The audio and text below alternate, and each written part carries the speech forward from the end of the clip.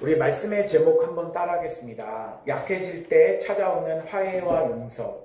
약해질 때 찾아오는 화해와 용서. 저는 오늘 약해질 때 찾아오는 화해와 용서라는 제목으로 여러분들과 함께 말씀을 나누기로 합니다. 일주일 동안 이 말씀을 묵상하면서 여러분들에게 무엇을 함께 나누기를 원하고 증거하기를 원했는지 한번 생각해 보았습니다. 이 시대는요, 적자 생존입니다. 그리고 그 말을 다른 말로 하면요, 양육강식이라고 합니다. 네, 적자 생존과 양육강식은요, 강한 자만이 살아남는다라는 부분들을 의미를 포함하고 있는데, 이 이야기를 왜 서두에 시작을 하냐면요, 우리가 인생에 살다 보면 학교를 다니면 공부 잘하려고 서로가 모함할 때도 있고요, 서로가 1등 하려고 서로가 더 좋은 학원 다니고 좋은 과외 선생님을 하려고 굉장히 경쟁하는 모드로 살아갈 때가 있습니다. 아버지도 일주일 동안 묵상하면서요, 이런 생각을 해봤어요. 여러분들은 저를 어떻게 생각하는지 잘 모르겠어요. 저는 개인적으로 제 성격에 마음에 들지 않는 부분도 있지만, 아빠는 저 자신을 생각했을 때 저 혼자만 있으면 참 좋은 사람일 수도 있겠다라는 생각도 합니다.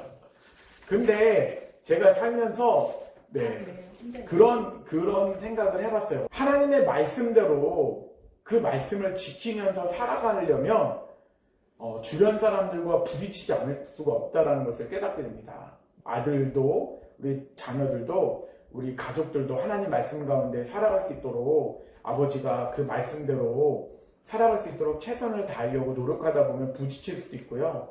또 탁구장이나 이웃들과 살면서 우리가 부딪힐 때도 있어요. 왜냐하면 성격이 서로 다른데 그들이 가지고 있는 문화 가치관과 제가 가지고 있는 성경관이 다르기 때문에 같이 대화를 하다 보면, 그리고 패턴들이 다를 수밖에 없다는 것이 저는 많이 깨닫게 돼요.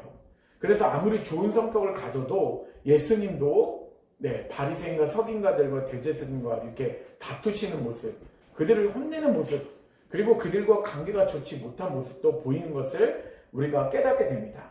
근데 제가 오늘 말씀드리고 싶어 하는 것은 뭐냐면요, 사람이 행할 수 있는 가장 큰 축복은 용서받는 것과 용서해주는 것이라고 저는 생각을 해요. 여러분, 내가 누군가에게 잘못을 했어요. 그러면 그것을 잘못을 용서받지 못하면요, 밤에 잠이 옵니까? 두 다리를 뻗고 잠 잘 수 있습니까? 그것도 잠들 수 있어요. 대단한 겁니다. 용서받지 못했는데 잠을 콜콜 잘 수 있다는 것은 굉장히 담대한 것인 것 같아요. 그런데 또 반대로요, 용서받지 못한 사람들, 용서받는 것이 굉장히 중요한데, 또 한 가지는 큰 축복은요, 용서해 주는 것이 가장 축복이에요. 때로는 우리 자녀들이, 또한 부모가 잘못할 때도 있고 친구들이 잘못할 때도 있어요. 막 놀림을 하는 거예요. 제가 텔레비를 보다가 꽁트를 하는데 연예인이 연예인을 괴롭히는 거예요. 근데 그 사람이 바지만 벗기려고 그 남자의 밑에 소리를 딱 내렸어요. 근데 바지만 벗겼는데 팬티까지 벗겨진 거예요. 그래서 그 남자의 성기가 이렇게 딱 드러난 거예요. 방송에서 그것을 이렇게 내보내진 않았는데 앞에 있던 여성들이랑 사람들이 그 모습을 봤어요. 여러분, 평생 동안 그것을 그렇게 내린 사람을 용서할 수 있겠습니까? 그거는 진짜 쉽지 않을 거예요. 저도 그것을 보면서 용서와 화해가 굉장히 어려운 환경이 있을 수 있다. 물론 좀 극단적인 예일 수도 있어요. 예시가 좀 극단적이죠. 그런데 그렇게 생각하지 못한, 아무리 내가 좋은 성격을 가지고 있어도 하나님의 말씀대로 살아가려고 하다 보면 부딪힐 때가 있어요. 근데 오늘 누가 캐릭터가 나오냐면요, 주인공은 야곱과 에서가 나옵니다.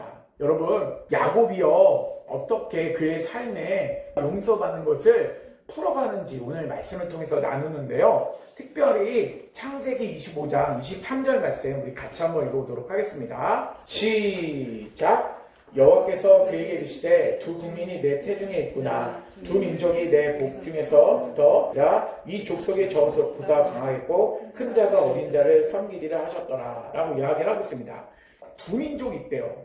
그 민족이 누가 민족이 되냐면요, 야곱과 에서가 두 민족이 돼요. 그래서 에서는 에돔의 민족이 되고요, 야곱의 민족은 이스라엘 백성들이 됩니다. 그런데 에서가 형으로 태어났어요. 큰 자가 형인데요. 동생, 어린 자는 바로 야곱을 말합니다. 쌍둥이를 태어났지만 에서가 큰 자로 태어났고 형으로 태어났고 작은 자로 동생으로 야곱이 태어났습니다. 그런데 오늘 말씀해 보니까 큰 자가 어린 자를 섬기리라라고 얘기를 하고 있어요.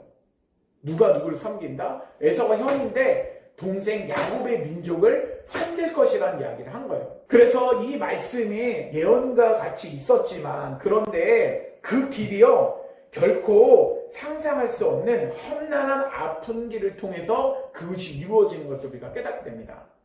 첫 번째는 어떻게 에서가 야곱을 섬기게 되냐면요. 태어날 때부터 에서가 먼저 태어났어요. 그런데 야곱은 두 가지 뜻을 갖습니다. 하나는 발꿈치를 잡다입니다.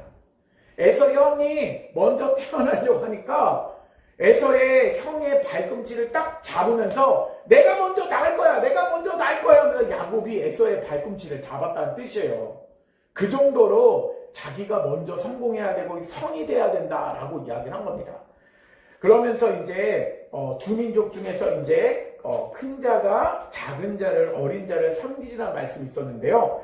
그런데 그 말씀을 이루는 가정 가운데 두 번째 어떤 부분이 있었냐면 에서가 사냥을 나갔었어요.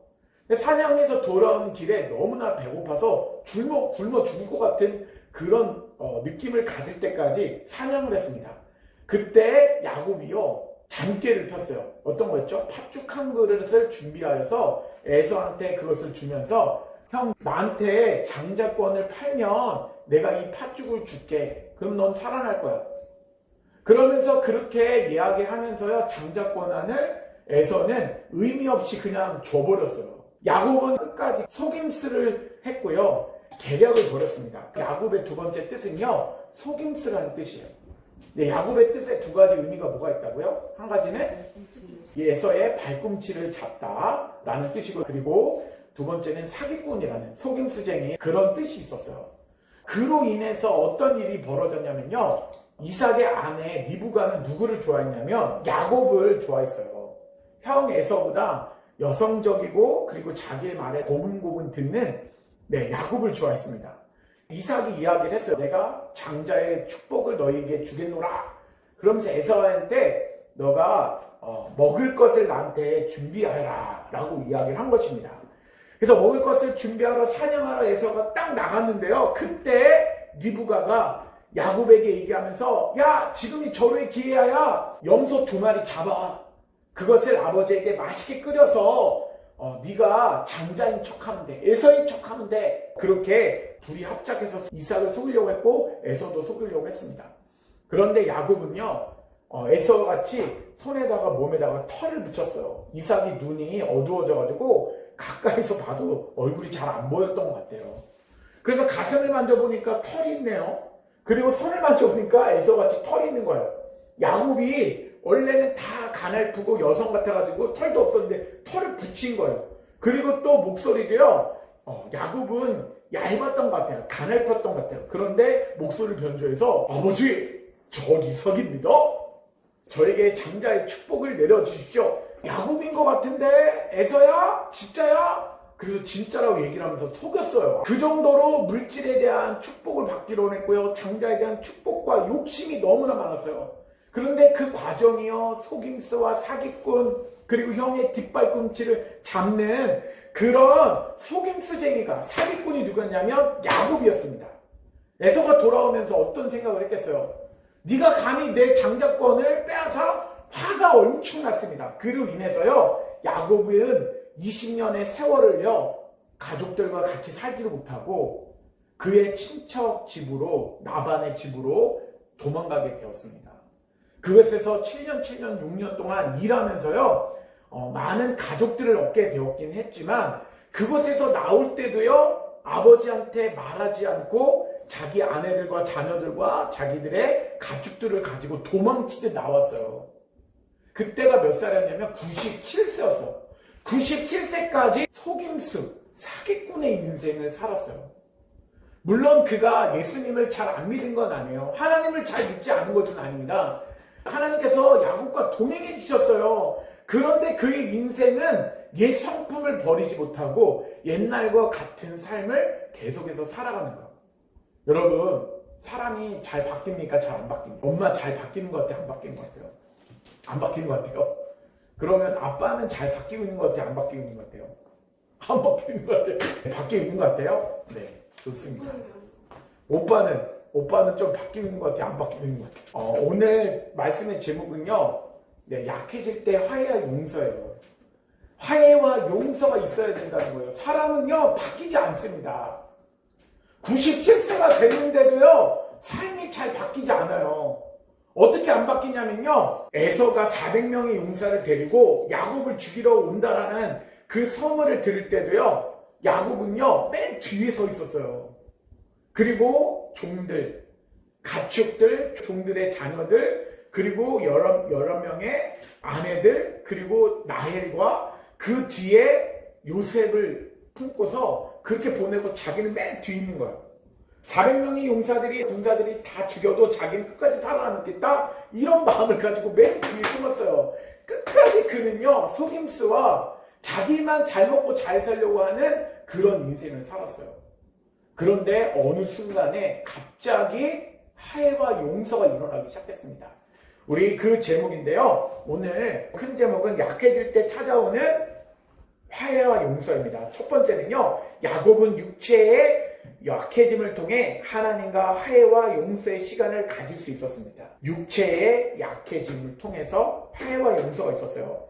우리 창세기 13장 1절에서 2절 말씀 같이 한번 읽어보도록 하겠습니다. 시작. 야곱이 눈을 들어보니 에서가 400명의 장정을 거느리고 오고 있는 지라. 그의 자식들을 나누어 레아와 라헬과 두 여종에게 맡기고 여종들과 그들의 자식들은 앞에 두고 레아와 그의 자식들은 다음에 두고 라헬과 요셉은 뒤에 두고.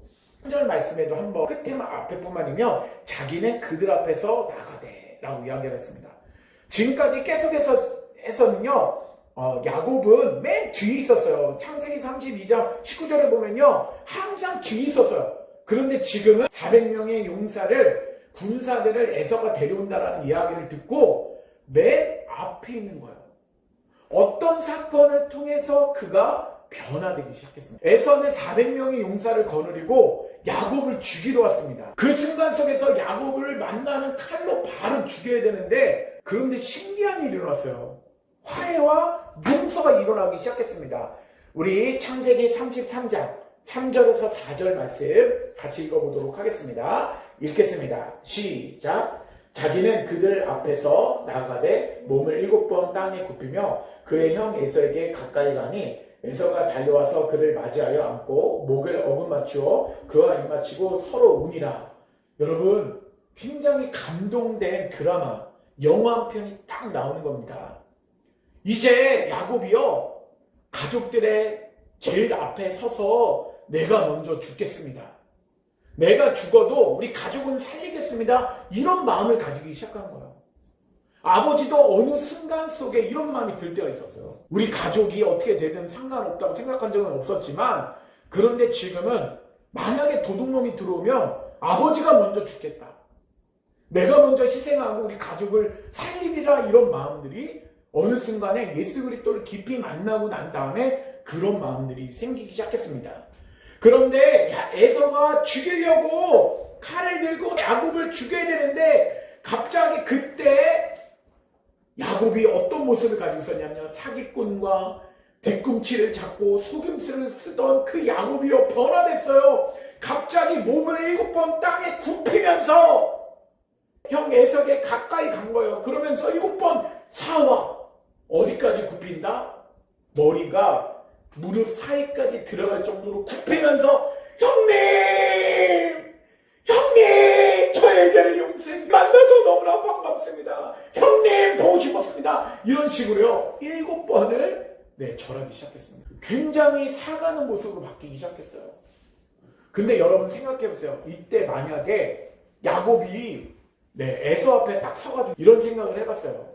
만약에 야곱이요, 에서 앞에 딱 서가지고요, 내가 이렇게 똘도 많고 아내도 없고 내 자녀들도 이렇게 많습니다. 내가 이렇게 성공하지 않았습니까? 장정권을 받고 성공했습니다 라고 딱 얘기를 했잖아요. 그럼 에서가 어떻게 했을까요? 야곱을 당장 쳐서 죽였을 것입니다.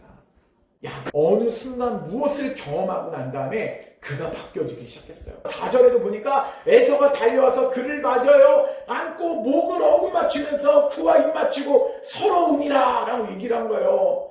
에서에게가 막 7번 짓게 찾아갔는데 갑자기 절하니까 그 모습을 보면서 칼을 내려놓고 갑자기 야곱아 너 왜 이렇게 됐니? 하면서요 막 목을 어루맞추면서 입을 맞추는 거예요. 아, 내 사랑하는 우리 동생 야곱 그러면서 막 서로 부둥켜 안고요 울기 시작하는 거예요. 여러분 감동의 드라마 아닙니까? 갑자기 죽이려고 찾아왔는데 울기 시작하는 거예요. 왜 이런 환경이 찾아왔는가? 우리가 이 모습을 우리가 깨닫기 원합니다. 우리 창세기 32장 25절에서 26절 우리 밑에 쪽에 있습니다. 시작. 자기가 야곱을 이기지 못함을 보고 그가 야곱의 허벅지 관절을 치매 야곱의 허벅지 관절이 그 사람과 씨름할 때 어긋났더라. 그가 이르되 날이 세려하니 나로 가게 하라. 야곱이 이르되 당신이 내게 축복하지 아니하면 가게 하지 아니하겠나이다 라고 얘기를 하겠습니다. 야곱이요 약복강 나루토에서 누구를 말하냐면 하나님의 천사지만 그 하나님의 천사는 누구를 대신하냐면요 하나님을 대신하는 거예요.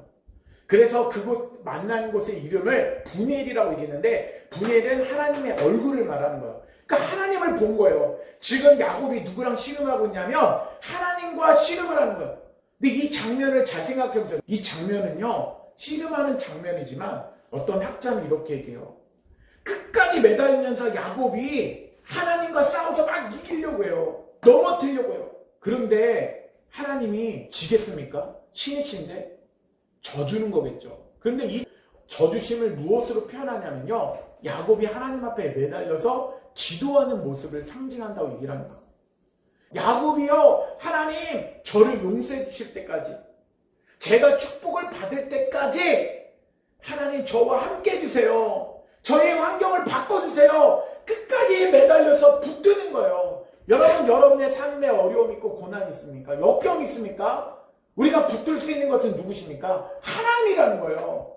먼저 우리가 사람과 씨름하지 말고 자녀들과 씨름하지 말고 아내와 씨름하지 말고 남편과 씨름하지 말고 먼저 하나님과 씨름을 하면서 하나님 이 환경을 바꿔주세요. 저를 축복해주세요 라고 이야기를 하는 것입니다. 그런데 그렇게 축복해달라고 얘기를 할 때 하나님께서는요 야곱을 축복하지 않으셨어요. 어떤 행동을 취하셨는지 우리 함께 창세기 32장 27절에서 28절 말씀 같이 한번 읽어보도록 하겠습니다. 시작. 그 사람이 그에게 이르되 내 이름이 무엇이냐? 그가 이르되 야곱이니이다. 그가 이르되 내 이름을 다시는 야곱이라 부를 것이 아니요 이스라엘이라 부를 것이니 이는 내가 하나님과 및 사람들과 겨루어 이겼음이니라. 여러분 갑자기 하나님께서 이제 해가 뜨기 시작하니까 떠나기 시작하는 거예요. 하나님이 떠나시려고 하는데 야곱이 절대로 떠날 수 없습니다 라고 얘기를 하는 거예요. 하나님이 떠나시는데 야곱이 어디가 부러졌어요? 허벅지 관절이 부러졌습니다. 허벅지 관절을 하나님이 팍 치실 때 그 허벅지의 관절이 어긋났어요. 부러진 거예요. 여기 있는 부분이 부러졌는데 야곱은 어떤 인생을 살기 시작하냐면요. 절뚝하는 인생을 살았고요. 그리고 하나님과 씨름하다 보니까 계속 뒹굴고 씨름하다 보니까 혼자만 넘어지고 쓰러지고 하다 보니 뭐가 되냐면요. 온몸이 먼지투성이가 됐어요. 근데 하나님이 떠나려고 하시려면요. 야곱의 부러진 관절을 치료하시고 환골뼈를 치료하시고 가야 되는데 그것을 치료도 안 하고요. 그리고 하나님이 옷이 새 옷으로 바뀌어라. 그리고 완전히 품이 있는 옷으로 고급진 옷으로 바뀌어라. 딱 하고 가셔야 되는데요. 그렇게 바꿔주지 않았어요. 그런데 하나님께서 이상하게 너의 이름이 무엇이냐 물어보시는 거예요. 여러분 왜 하나님께서 야곱의 이름을 물어보셨을까요? 하나님 모르셔서 물어봤을까요? 야곱이 스스로 고백하게 만드는 거예요. 야곱의 뜻이 뭐라고요? 두 가지가? 하나는 뒤꿈치를 잡다. 두 번째는 사기꾼이잖아요. 그러니까 야곱이 고백하는 거예요. 저의 인생은 형의 장자권을 빼앗는 뒤꿈치를 잡는 사람이었고 저는 속임수를 통해서 장자의 권한을 빼앗고 다른 사람의 물건들을 빼앗아 나만 잘 먹고 잘 살려고 하는 사기꾼이었습니다. 라고 야곱이 짧은 고백이지만 저의 이름은 야곱입니다. 근데 저는 생각해 봤어요. 야곱이 자기 이름을 고백하면서 자기가 살아왔던 인생이 쫙 생각이 났을 것 같아요. 자기 인생이 속임수와 그리고 사기꾼의 인생을 살았던 그 인생이 생각났을 것입니다. 여러분, 주님을 깊이 만나잖아요. 하나님을 만나면요, 우리의 삶에 죄가 떠오르고요, 회개하게 됩니다. 그러면서 자기가 야곱이라고 고백하면서 야곱이 눈물을 흘리며 하나님 앞에 눈물장에 막 매달리면서 기도한 거예요. 그랬더니 하나님께서 뭐라고 말씀하세요? 이제 너의 이름은 야곱이 아니다. 뭐다? 이스라엘이다. 여러분, 이스라엘 뜻이 무엇입니까? 우리가 정확하게 알아야 돼요. 하나님께서 야곱과 씨름해서 져주셨어요.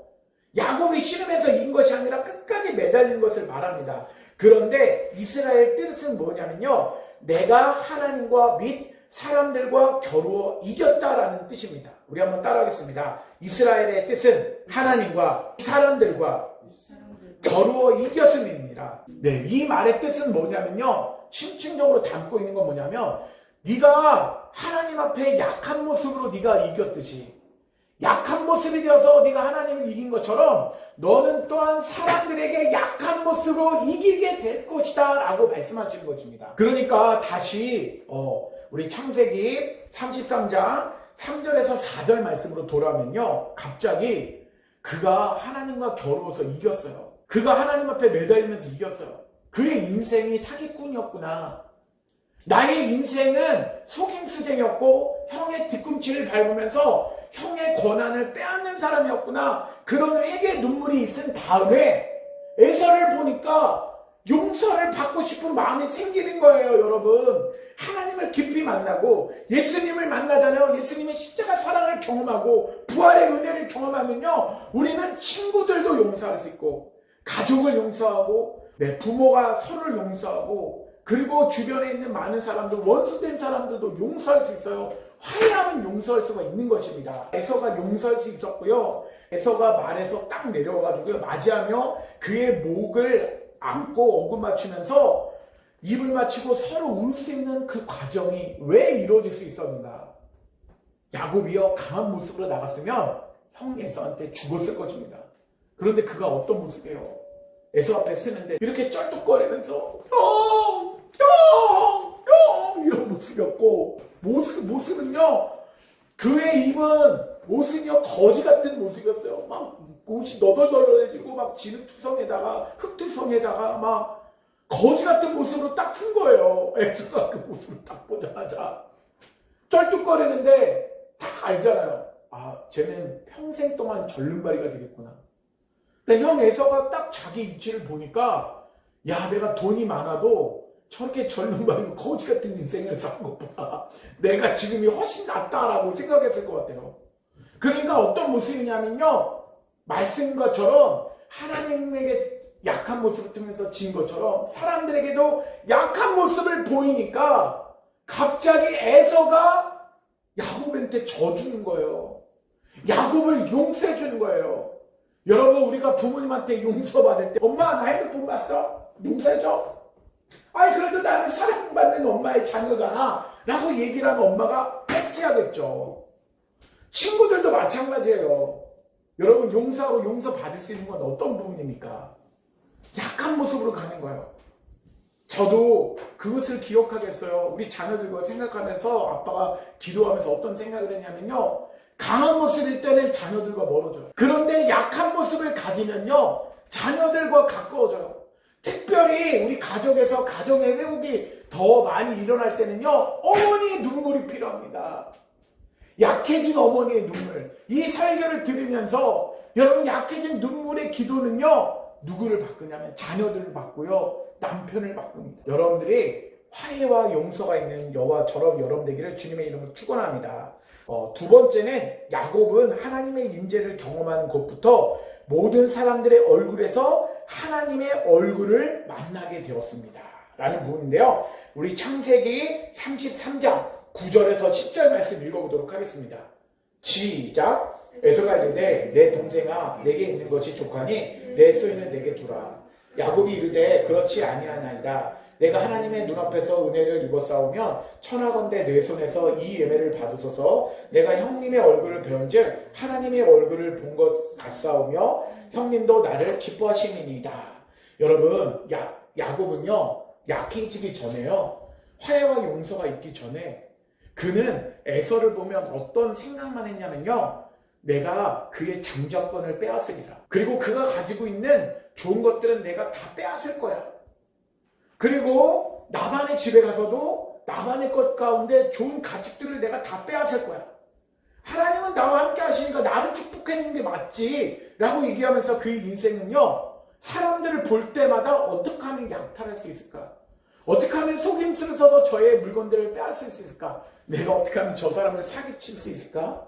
내가 어떻게 하면 좋은 큰 교회를 세워서 저 사람 통해 헌금을 빼앗아가지고 돈을 빼앗아서 교회를 세우지? 이런 얼굴로 봤어요. 근데 여러분, 동기부여가 잘못되면요, 하나님은 그것을 이루어지지 않아요. 동기부여가 어떤 부여로 바뀌어야 되냐면, 예수 그리스도를 깊이 만나면요, 예수님처럼 우리를 위해서 십자가의 사랑과 부활의 은혜를 주시면서 희생과 사랑을 우리에게 보여주시는 거예요.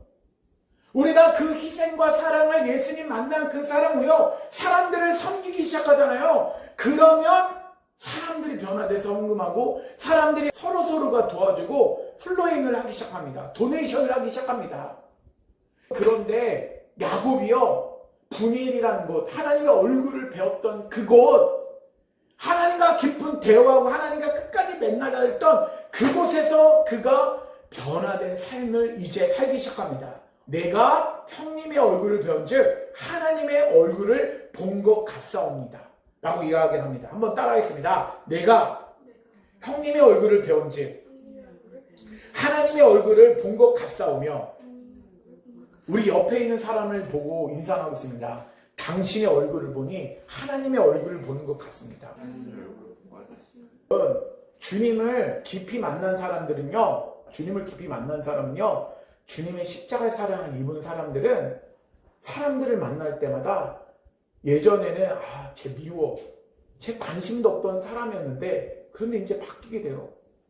그의 얼굴 속에서 예수 그리스도를 발견하게 되고요, 하나님의 얼굴을 발견하게 돼요. 하나님의 얼굴을 발견하게 되잖아요. 그러면 사랑스러워져요. 저 사람이 갑자기 좋아져요. 그러면서 야곱이 세 번째 어떤 행동을 취하기 시작했냐면요, 야곱은 하나님의 임재를 경험하는 순간에 약탈자에서 자신의 것을 나눠주는 삶으로 변화되기 시작했습니다. 자신의 것을 나눠주는 삶으로 변화되기 시작했어요. 우리 창세기 33장 11절 말씀 읽어보도록 하겠습니다. 시작. 하나님이 내게 은혜를 베푸셨고 내 소유도 조카오니 천하건대 내게야 형님께 드리는 예물을 받으소 하고 그에게 강건함에 받으니라 라고 하면서, 전에까지 야곱은 어떤 인생을 살았다고요? 형의 물건을 다 빼앗는 약탈자, 사기꾼의 인생을 살았는데 오늘 말씀 보세요. 하나님의 은혜를 경험했어요. 하나님의 은혜를 경험한 게 환도뼈가 부러지고 허벅지 관절이 어긋난 건데, 그런데도 그것보다 더 중요한 게 뭐예요? 하나님을 만나는 거예요. 우리 원이야 예수님을 깊이 만나야 돼. 우리 수민아 예수님을 깊이 만나야 돼.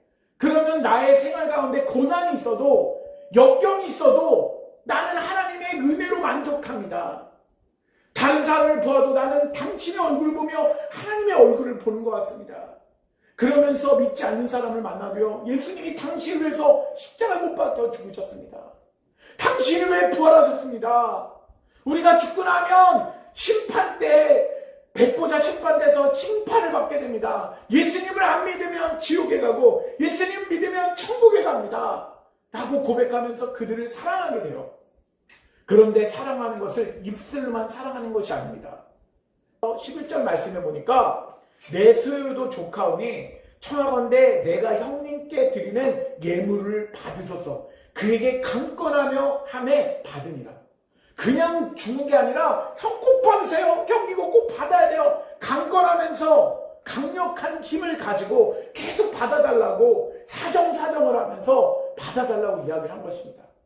자기의 소유를 어떻게 했다고요? 나눠주는 인생을 살기 시작한 거예요. 여러분, 하나님께서는요, 야곱을 약하게 만드셨습니다. 그것이 다 계획이 있었던 거예요. 그의 허벅지에 관절을 툭 쳐가지고 한도뼈가 딱 부러지는데 하나님께서는 왜 고치지 않으실까 생각해 봤습니다. 그런데 그 약한 모습이 에서를 변화시켰고요. 그리고 야곱도 변화시켰습니다. 에서가 화해할 수 있는, 눈물을 흘리며 찾아와 화해할 수 있는 환경으로 변화시켜 주셨고, 두 번째는 야곱의 모습을 변화시켜 주면서 사람들을 볼 때마다 하나님의 얼굴을 보는 것 같고, 그리고 자기의 소유를 사람들에게 나눠주는 그런 삶을 살게 되었습니다. 여러분들에게 결론적으로 선포합니다. 주님을 깊이 만나십시오. 주님을 만난 인생으로, 주님께 끝까지 매달리는 인생으로 우리 자녀들을 바라보시기 바랍니다. 세상 사람들을, 학교 친구들을 바라보시기 바랍니다. 그리고 여러분이 가진 것을 없다고 얘기하지 말고 넉넉하게 나눠줘 보세요. 하나님이 여러분을 더욱더 축복하실 것입니다. 우리 삶의 적응점 3가지 우리 읽도록 하겠습니다. 우리 첫째 하면 같이 읽겠습니다. 첫째, 내 힘과 고집을 내려놓고 하나님 앞에서 나의 연약함과 허물을 솔직하게 인정합시다. 둘째, 깨어진 관계 속에서 자존심을 내려놓고 먼저 손을 내밀어 진심 어린 용서와 화해를 요청합시다. 셋째, 우리의 강함이 아니라 주님의 십자가 사랑을 의지하며 가정과 이웃을 온유함으로 품읍시다. 아멘! 이런 삶을 사는 저와 여러분 되기를 주님의 이름으로 축원합니다. 아멘.